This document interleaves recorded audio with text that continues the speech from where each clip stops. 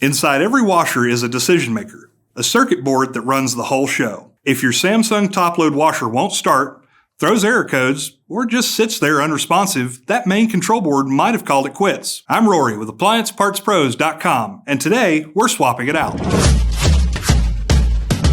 With over 2 million products in stock and the know-how to help you do it yourself, we are AppliancePartsPros.com.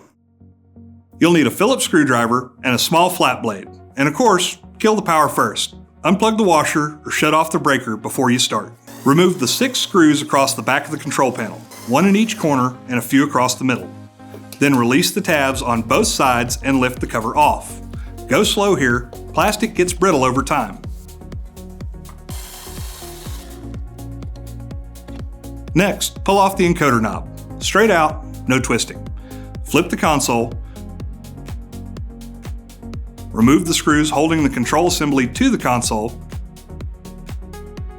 Pop the locking tabs with a flat blade and lift the assembly free.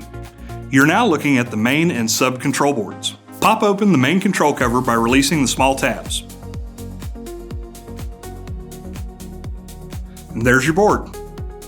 Before you touch any wiring, grab a photo for reference. Disconnect each harness one by one. Take your time, those connectors don't need brute force.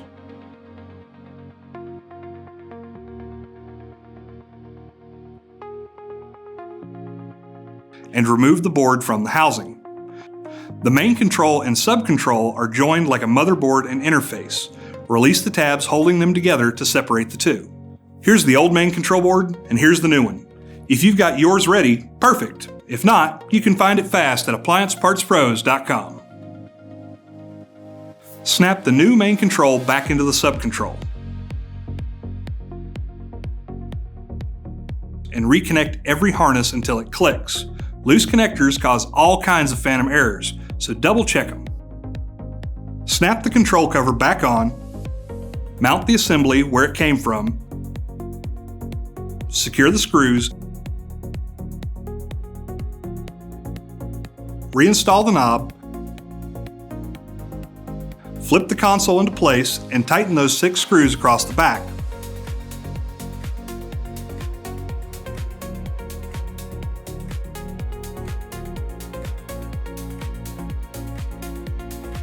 Plug it in, power it up, and that's your new main control board installed.